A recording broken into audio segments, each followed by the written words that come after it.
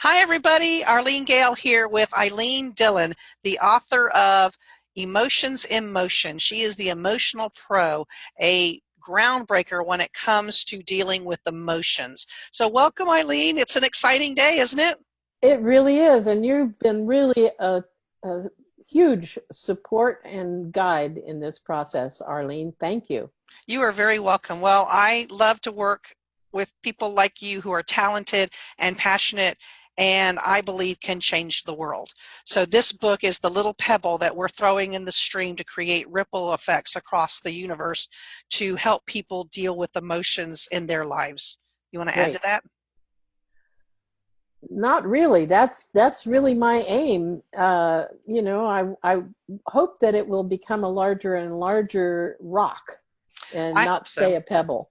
There you Uh, go. There you because go. I think we really, all of us, need healing in the emotional area. And what I've put in my book is at least one way of healing that I've worked with thousands of people over the last 50 years, including myself. And if you can fix your own self up, you're way ahead of the game.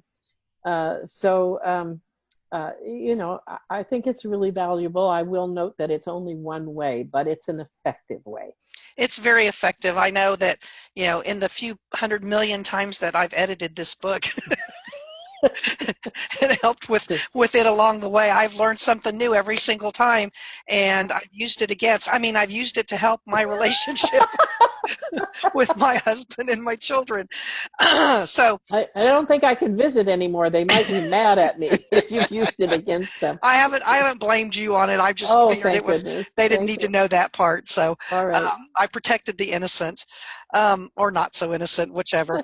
But that brings me to the topic I'd like to discuss right now is how we use emotions in relationships. Can you talk about that a little bit?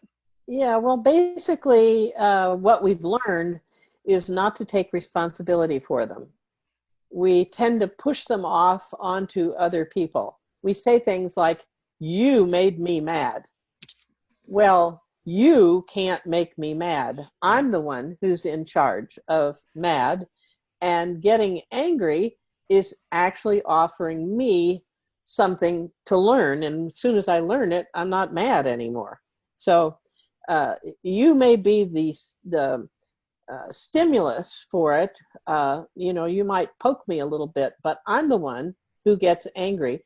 And some people can get angry. You mentioned that in another recording. Something happens, I could have come down on myself or I could laugh about it. So you could get Mhm. angry or you could laugh about it. But we have a tendency to blame other people, and we don't understand, and this we talk about in the book, the power of long-term relating. If our world is a big giant school, and we have times in our lives when we have long-term relationships, which we do when we have kids, when we have spouses and partners, when we have bosses and coworkers, and when we have enemies, right? We can Yeah. have long-term relationships with these people. Well, those are the most powerful places for our learning to occur because there's somebody there who's reacting to us, poking at us, not laughing at our jokes, whatever it is that bothers us. Mhm. And so in our relationships, if we're talking intimate relationships, this is one of the long-term relationships that gives us the best growing potential. And so what we've learned is to complain about the other person. Let me just give you a story about me and my husband, Bob. As I mentioned in an earlier recording, Bob was a neurosurgeon. He's no longer living.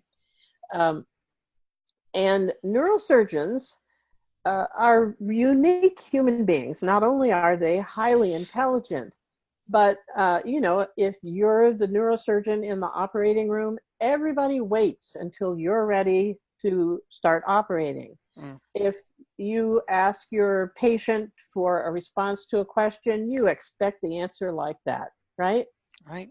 And he's helping, but nonetheless, this key thing about this man is it looked like the world ran around him. Mhm. And in the first few months, I married him in my 50s. And in the first few months I was married to him, I started walking around going, this is the most self-centered man I have ever seen in my life. And I'm married to him. What am I going to do? You know, Oh. it seemed to me like, if he wanted this for dinner, that's what we had. If he wanted to not have dinner until this time, that's when we had it. And if I said, well, how about we could do it my way? He'd go, oh, no, that won't work for me. And, or whatever, he wasn't hugely cooperative. Yeah. Now I realized that his mother catered to him when he was a kid. He got married right out of medical school, and his wife catered to him, and et cetera, et cetera. Plus, he was a neurosurgeon.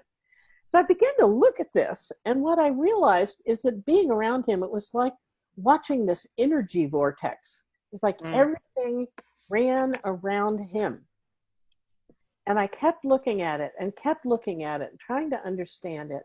And finally, one day, here's what I discovered. Bob is the person he has always been. Mm-hmm. I married this person, and he was like that from the beginning. That energy vortex is what he operates around. But guess what the problem is? I don't have my own energy Mm. vortex, Yeah. right? And so I kept getting drawn into his. It's like being drawn into a tornado. Mm-hmm. And so I said, well, either I have to leave him or I have to develop my own energy vortex.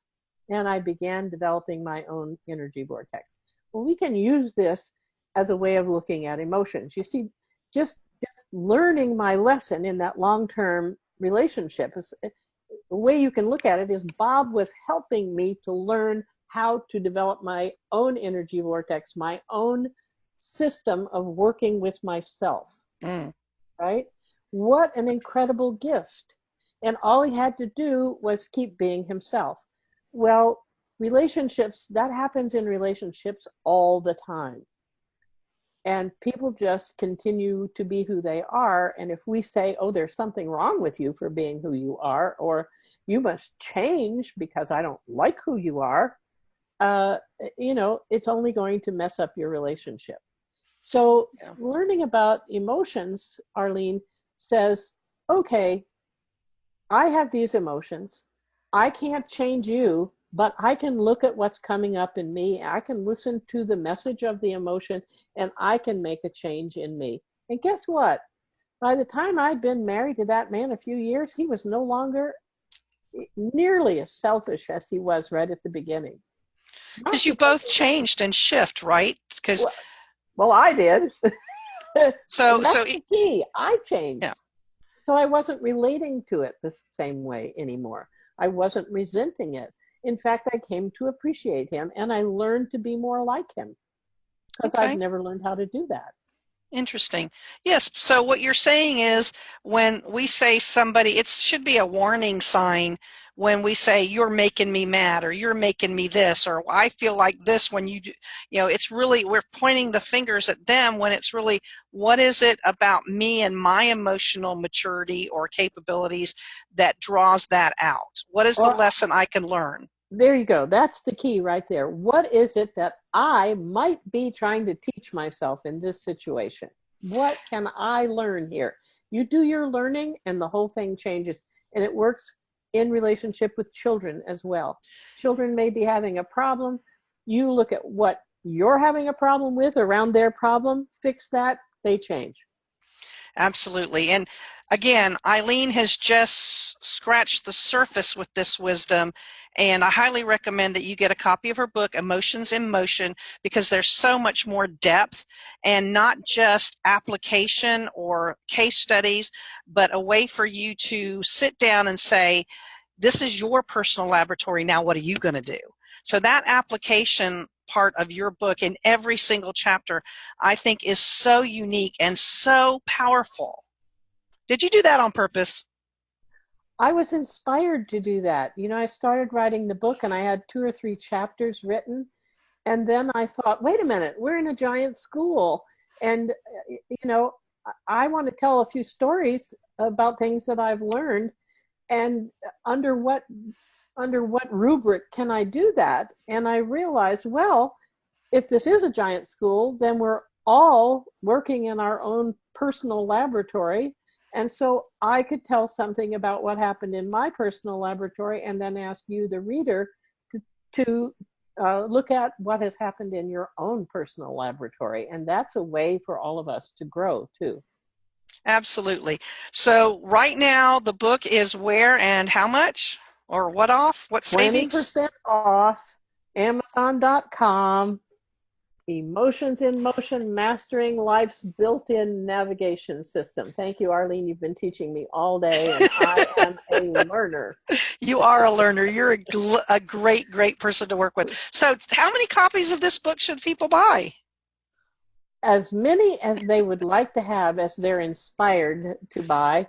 And we encourage you to buy them, especially for your enemies, especially, especially for your in-laws, and and especially for any irritating friends or siblings that you have. Very good for them to know, because then you'll all be talking the same language and you might actually be able to work a few things out.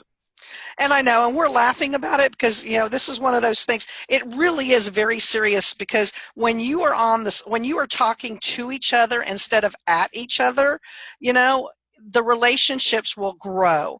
And it sounds weird for us to suggest that you buy this for people you're not getting along with, but especially if it's someone you would like to have a relationship with, or at least not snarl when they walk by you, it would be so nice to have that peace inside of you that then you can share from the inside out. And so that's why we say this, and yeah, we were laughing, but we're really very, very serious about, you know, this book can change your world. It really, really can.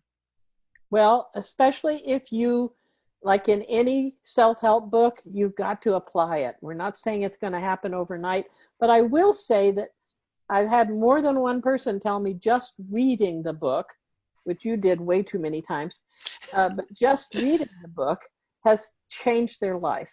And so don't think about having to apply anything. Just read it and see what draws you and start working there, because there's a lot to work on and it might take you a little while.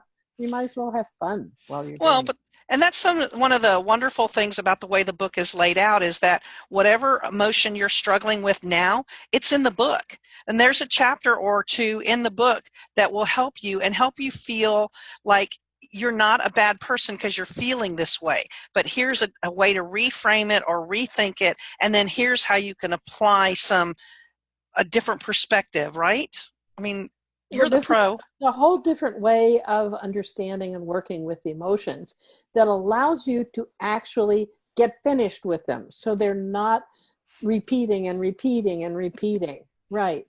And, you know, they're not totally going to disappear, but they go from being this big down to being that big in your life, which is Absolutely. totally worth it.